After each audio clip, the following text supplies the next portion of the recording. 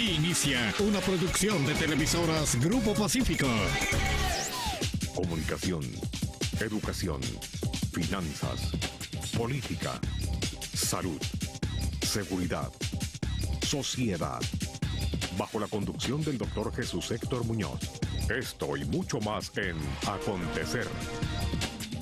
Hola, ¿qué tal? Muy buenas noches. Yo soy Héctor Muñoz. Le doy la más cordial bienvenida a una edición más de su programa Acontecer. Saludo con mucho gusto al auditorio que nos sintoniza en todo el estado de Sinaloa, en los 18 municipios, desde Ahome hasta Escuinapa. Hoy vamos a platicar con la doctora María Teresa Guerra Ochoa, quien es doctora en Derecho, y ahorita vamos a conocer su trayectoria. Pero antes de pasar con nuestra invitada, déjenme comentarles acerca de la revista Gente. La revista Gente es una revista de circulación estatal que trae diversas secciones, entre ellas de sociedad, de cultura, de política, de turismo, de gastronomía, en fin. Es una revista muy completa que usted la puede adquirir en el www.gentesinaloa.com. Antes de pasar con nuestra invitada, vamos a ir a un corte. No se vaya, en un minuto regresamos.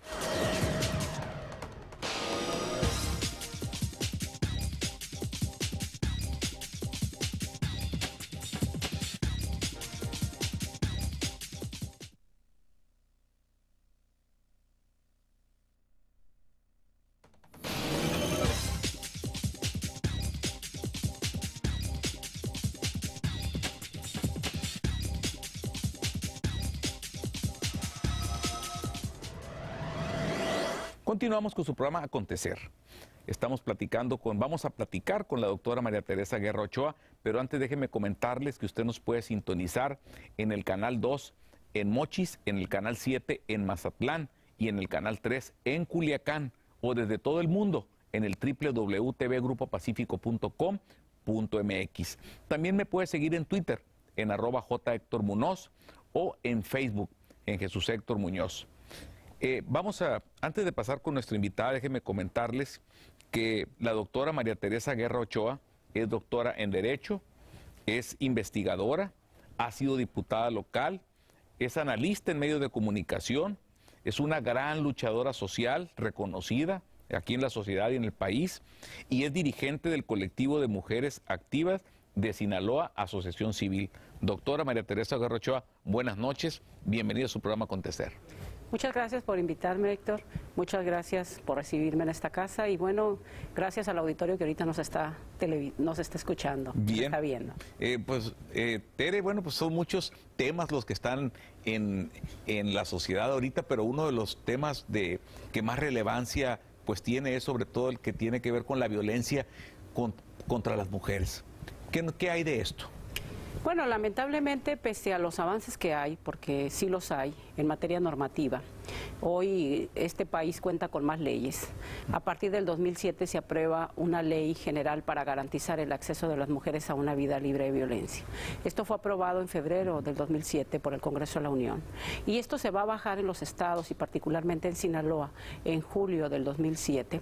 A pesar de esta ley, a pesar de que desde el 2000 en este estado se han generado estructuras para atender a las mujeres. ¿Cómo cuáles, te interrumpo? Como cuáles, el Instituto de las Mujeres, el Instituto Sinaloense de las Mujeres, el Consejo Estatal para Prevenir y Atender la Violencia Intrafamiliar. Se han generado agencias especializadas para recibir las quejas que presentan las mujeres que son objeto de violencia. Anteriormente solamente existían 3 agencias, ahorita hay 8 agencias especializadas. A pesar de todo esto, que es un avance, todavía subsisten rezagos y subsisten carencias, vamos a decir, para atender a las mujeres. Seguramente varios de los hombres que nos estén escuchando no sientan que tengan las mujeres una problemática especial que amerite la atención.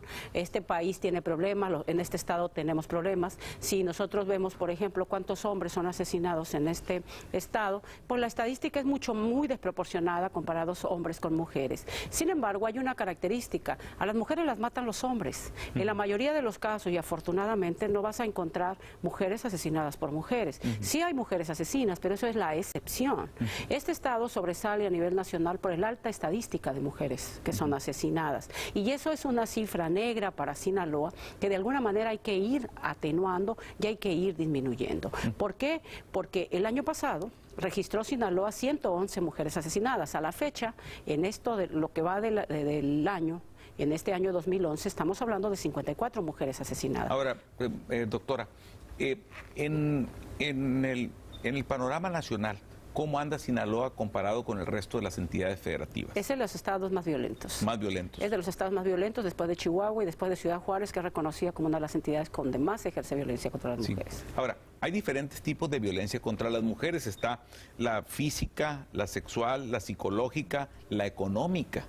Claro, por supuesto. Hay un tema, por ejemplo, que poco se relaciona con violencia y tiene que ver, y esto fue tipificado precisamente en esta Ley General de Acceso de las Mujeres a una Vida Libre de Violencia. Se estableció también, se equiparó como violencia la discriminación en el empleo y esto pocas mujeres lo asocian como violencia. Todavía subsiste. Nosotros vamos a encontrar que las mujeres son excluidas de oportunidades de trabajo por cuestiones de embarazo, que hay mujeres a las cuales se les condiciona el ingreso por el número de hijos. Las mujeres que tienen más hijos muchas veces son rechazadas y si están en estado de embarazo con mayor razón. Hay centros de trabajo que hacen firmar a las mujeres la condición de que no se van a contraer matrimonio para poder ser objeto de contrato o que si se casan o bien o si se embarazan se rescinde el contrato. Se rescinde el contrato. Esta es una forma de discriminación. Pero lo más preocupante es que en el país la mayor parte de los puestos directivos y gerenciales están ocupados por hombres. Pero también por mujeres. El 3% solamente. Estás hablando del 97% de los cargos de primer nivel, hablando en puestos gerenciales, están en hombres. Ahora, en Europa, bueno, no nos podemos comparar con Europa porque somos diferentes, pero sí hay una tendencia también de que hay más derecho de equidad en Europa, en Estados Unidos, y que la tendencia viene hacia México, por todas estas cosas que tú has dicho, las regulaciones en la materia. No sé qué opines. Claro, hay más avances, por ejemplo, en el caso de Canadá, sobre todo, más que en Estados Unidos, hablando de América del Norte. Y en el caso de los países europeos hay más avance, hay más incorporación de las mujeres al mercado de trabajo. Hay que recordar de qué venimos. ¿De qué venimos como país? Venimos de que las mujeres en las universidades a inicios del siglo XX no ingresaban. Y todavía vas a encontrar muchas carreras que son feminizadas o masculinizadas. Por ejemplo, ingeniería. Vas a darte cuenta que en ingeniería hay muy pocas mujeres.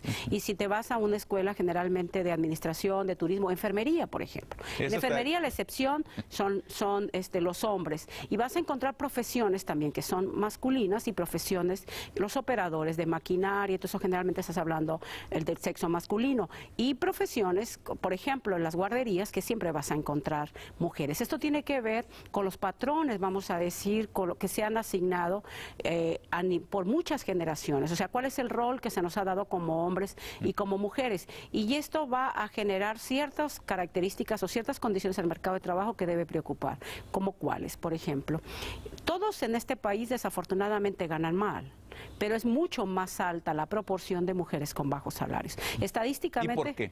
¿Por qué? Porque las mujeres, cuando se hace una convocatoria de empleo, a la mujer generalmente se le busca para que sea secretaria, auxiliar, está ubicada en los empleos de menor salario. No es tanto porque si hay dos, un hombre y una mujer, que están en el mismo puesto, se les pague diferente. No, es porque las mujeres están en las escalas laborales, en los puestos que menos salarios tienen. Entonces eso va a dar lugar. Y otra cuestión es que hay más desempleo en mujeres. Por esta razón que te digo, como la mujer tiene el rol principal en el cuidado de los hijos, eso da lugar a que la mujer sea excluida de muchas oportunidades de trabajo, porque en muchos trabajos se piensa, si la mujer se casa, tiene hijos, y si se enferma el hijo, y si tiene que junta en la escuela, no va a ir a trabajar, y esto hace que laboralmente sea castigada la mujer. Podemos decir, si pudiéramos usar la expresión castigada. Lo curioso o paradójico es que la mujer también es estigmatizada si aborta. Entonces, por una parte, se le castiga laboralmente cuando está embarazada, y socialmente también se le estigmatiza si aborta. Ahora,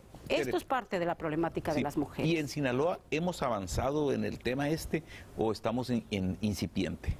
Hemos avanzado porque creo que tampoco podemos decir que todo está igual que hace 20 años. En general en el país hemos avanzado. ¿De qué venimos? En 1950 solamente el 13% de quienes laboraban eran mujeres. Hoy hay otra proporción, pero esto hablamos al regresar. Bien, vamos a ir a un corte. En un minuto regresamos. No se vaya.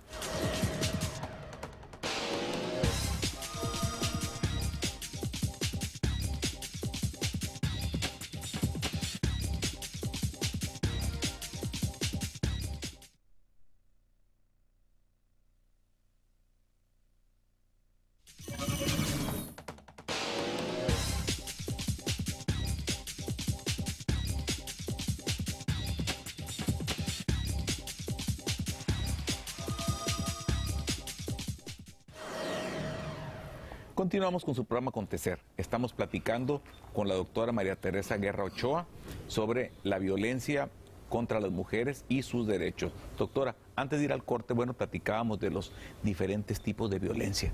¿Cuáles son esos? Bueno, mira, está la violencia sexual, la violencia educativa, porque así está tipificado, y también violencia en las escuelas, no solamente la que se vive, que a veces se ha hablado mucho más en el último periodo de esta violencia, la que viven entre sí los alumnos, no, también la que se ejerce de las autoridades escolares hacia los alumnos. Y esto fue tipificado ya en la Ley de Acceso para garantizar la vida de las mujeres, la vida de las mujeres libre de violencia. Esto ya fue tipificado como violencia escolar, violencia laboral, y está la violencia psicológica, que muchas veces hay mujeres que no padecen violencia física, pero padecen violencia psicológica. Y hay que decir que la violencia no solamente se presenta entre cónyuges. Ahora, ¿cuál sería un ejemplo de violencia psicológica?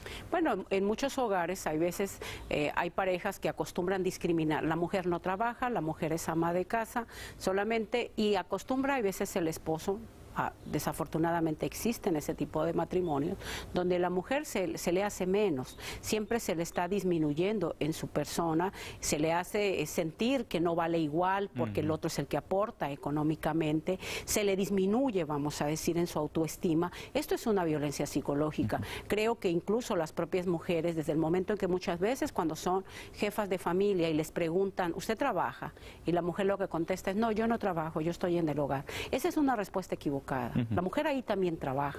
Yo a veces les he dicho, la respuesta debe ser, sí trabajo. Pues tiene doble trabajo. Sí trabajo, pero no me pagan. Si es que, entonces, la verdad es que todo este tipo de violencia, el que te van a disminuir, el que no se valore lo que estás aportando, porque si tú te quedas en el hogar estás aportando para el cuidado de esa familia, para la formación de esos hijos, y ese es un trabajo que debiera ser socialmente más valorado. Entonces, esa es una modalidad de violencia que está extendida y que muchas veces no se advierte.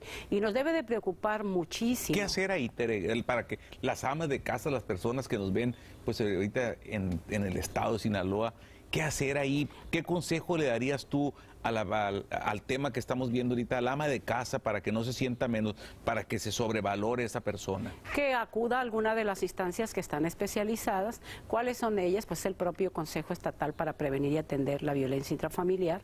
Puede acudir, incluso pudiera acudir ante una agencia del Ministerio Público, porque esta es una modalidad de violencia que está tipificada, no solamente la violencia física, pero igual se supone que debe operar un sistema estatal precisamente para garantizar la vida de las mujeres libre de violencia. Entonces, todas estas estructuras se supone deben de brindar apoyo, pero ahí está parte de lo que no hemos avanzado, que son las carencias que tenemos como entidad. ¿Qué es lo que realmente sucede? La ley nos establece que pudiera haber, por ejemplo, órdenes de protección. Mujeres que sufren de violencia física. La mayoría de los casos de mujeres que sufren de violencia física y que van y denuncian ante la agencia del Ministerio Público, se encuentran primero con un burocratismo. Y aquí te diría otra cosa bastante preocupante, no algo que nos debe preocupar, lo que es la violación, por ejemplo. En la mayoría de los casos, mujeres o menores que son objeto de violación no lo denuncian. Y no lo denuncian. ¿Y por qué no lo denuncian? No lo denuncian porque saben que van a ser sujetos de una tortura, donde tienen que revivir los hechos y donde generalmente va a quedar en el papel. Nadie le va a dar continuidad a la investigación, la mayoría de las violaciones quedan en la impunidad. Entonces las personas deciden mejor no exponerse a tener que estar reviviendo esos acontecimientos que los lastiman. Y además todavía hay prejuicio, el prejuicio de mantener en secreto, de que si viviste eso es una vergüenza que tienes que ocultar. ¿Y tú qué aconsejarías, Tere, ahí? Venimos de eso como cuando la mujer tampoco daba a conocer que era objeto de violencia en el hogar. Antes la mujer simplemente se lo aguantaba, era una se callaba, ¿verdad? Ni le decía a su familia, ni le decía a los más cercanos, simplemente lo soportaba. ¿Y de qué otra cosa venimos? De que si una mujer llamaba y decía, mi mujer me está golpeando, ¿es su esposo? Entonces le está permitido. De todo eso venimos. ¿Qué es lo que... Y así era antes, ¿es cierto? ¿A qué tenemos que llegar? Y también a considerar que lo que acontecía en el hogar era problema de los que estaban adentro de las paredes y que el Estado no tenía por qué intervenir en eso porque no era su responsabilidad, sin darse cuenta el daño social que se estaba ocasionando a la familia. A la familia, y que el primer punto de referencia es precisamente si tú sufres de violencia en el hogar y como hijo ves que se padece violencia, lo más seguro es que termines repitiendo ese cuadro. Y o además de que no seas una persona sana mentalmente. Además, ya cada vez más se ha advertido que una persona que genera violencia, que tiene una conducta violenta, es una persona enferma que tiene que ser tratada. Desafortunadamente, a pesar de que hoy hay más denuncias, por ejemplo, a la fecha estamos hablando de cerca de 3.000 denuncias en el Estado. 3.000 denuncias. 3.000 denuncias con motivo de violencia en los hogares. A pesar de eso, la agencia del Ministerio Público, las agencias, no tienen la infraestructura suficiente, ni hay todavía las suficientes agencias. ¿Y cuáles son las penas ahí? Porque a lo mejor si no pasa nada. La mayoría de las veces, desafortunadamente, no pasa nada. De estas 3.000 denuncias, la mayoría, 2.300 aproximadamente, han sido conciliadas. Y se concilian no tanto porque realmente tengan una solución, sino porque si el hombre va y dice, ya no lo voy a volver a repetir, con eso tienen suficiente para cerrar un expediente. Y lo que va a terminar a veces, lamentablemente, es en la pérdida de la vida de esa mujer que sufre violencia. Curiosamente en Sinaloa se cree que hay muchas mujeres asesinadas porque están involucradas en los delitos, vamos a decir, del orden federal, o porque hoy hay más mujeres que participan en actividades de delincuencia organizada. Sí las hay. Desafortunadamente, las penitenciarías ha crecido la población femenil. En los últimos 5 años se ha multiplicado la población femenil, pero generalmente tiene que ver con mujeres que se involucran, si estamos hablando de delincuencia federal, en el narcomenudeo. Y generalmente nosotros hemos hecho esta investigación, son mujeres mayores de 40 años que realmente lo que están haciendo es sobreprotegiendo a un hijo que es adicto, o a un hijo que realmente está involucrado en eso, o a un esposo. La mayoría de las mujeres que están en la penitenciaría son primo delincuentes y es poco común. ¿Qué quiere decir primo delincuente? Que es la primera vez que cometen un delito. Es poco común que una persona de 40 y tantos años por primera vez se involucre en un delito, y además estás hablando de gente que ni siquiera tiene primaria terminada, hay veces empleadas domésticas. Eso es lo que hay en la cárcel hoy más. ¿A qué voy con todo esto? No es verdad que en Sinaloa haya crecido los homicidios de mujeres exclusivamente por el tema de la delincuencia organizada. Han crecido porque sigue habiendo violencia en los hogares, lamentablemente, y violencia entre parejas. Muy bien, vamos a ir un corte, en un minuto regresamos. No se vaya.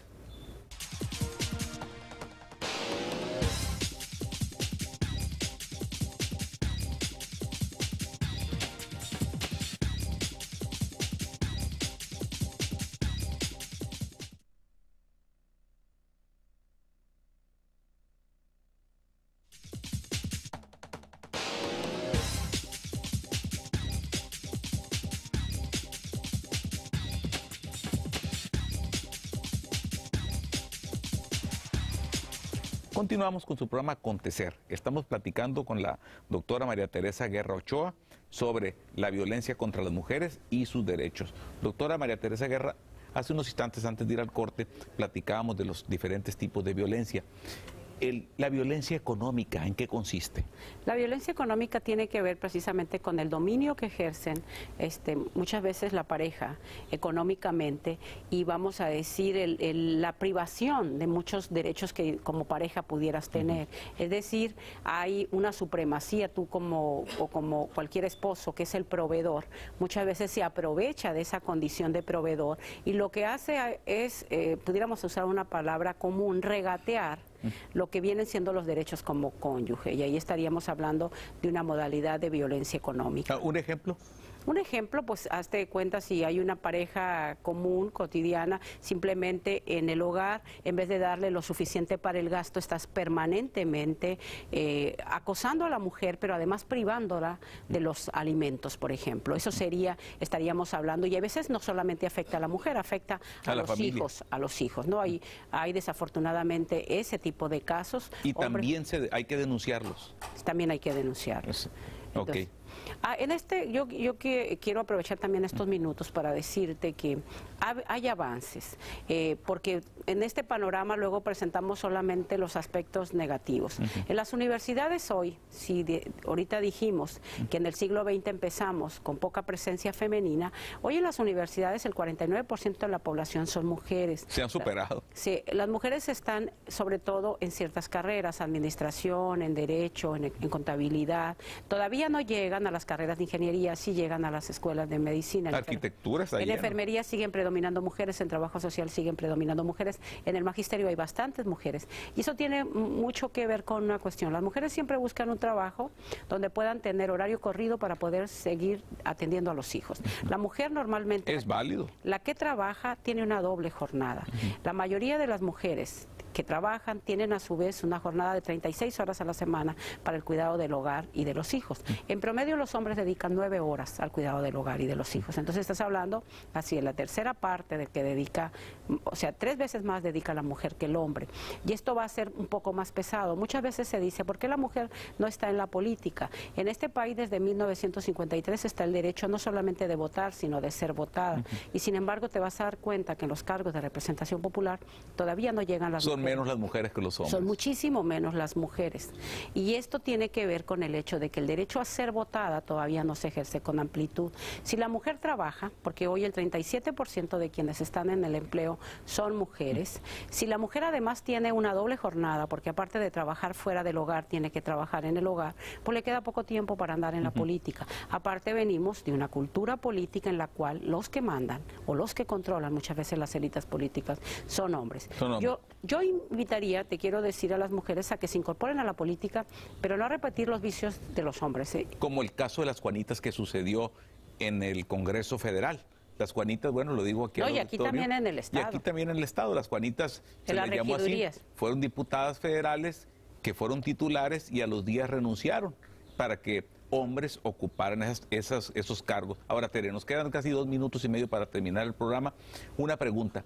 Y a los hombres que sufren de violencia intrafamiliar, claro, ¿qué hacer con ellos? También los pueden denunciar. La violencia intrafamiliar no tiene sexo. Óiganlo ustedes. La violencia intrafamiliar no tiene sexo. Si tú puedes decir, óiganlo, y desafortunadamente sí se dan esos casos. Sí se dan. Aquí de lo que se trataría me consta de varios. Es que la violencia no se presente en los hogares, sea para hombres o sea para mujeres. No se trata de suplir una violencia por otra. Eso es hablar de una sociedad que no es sana. Aquí se trata de erradicar la violencia. Y no debe haber violencia ni de la madre hacia los hijos, ni de los hijos hacia los padres, ni entre la pareja. Entonces, claro que hay hombres que sufren violencia e igual tienen derechos y tienen la posibilidad de irlo a denunciar e igual el CEPAVI. ¿A dónde pueden ir los hombres? El CEPAVI también atiende casos. Estamos hablando del Consejo Estatal para Prevenir y Atender la Violencia Intrafamiliar, también atiende casos de hombres. ¿Por qué? Porque también debe haber, sin duda, aunque no es hasta ahorita, y te voy a decir por qué no es, aunque nos queda poco tiempo. ¿Por qué no es? Porque del patrón del que venimos... ¿Qué quiere decir CEPAVI, perdón? Es Consejo Estatal para Prevenir y Atender la Violencia Intrafamiliar, es un órgano que depende de la Secretaría General de Gobierno, es un organismo gubernamental, tiene presupuesto y se supone que debe trabajar para esto.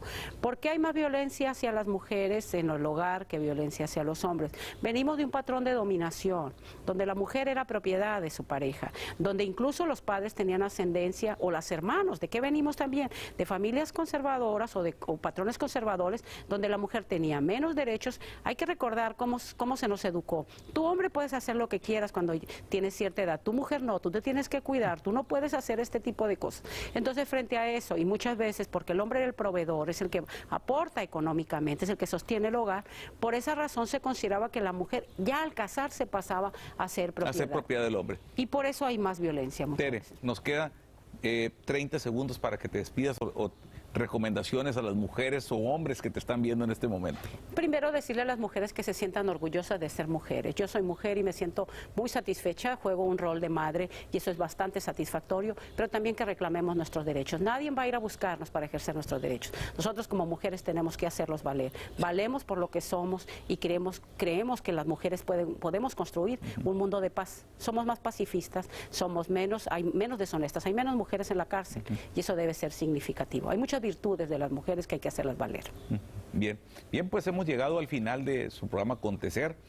Aquí como conclusión, bueno, el tema es un tema muy amplio, es un tema que da mucho para el debate. Platicamos con una experta, la doctora María Teresa Guerra Ochoa, y vamos a comprometerla para que vuelva a estar con nosotros.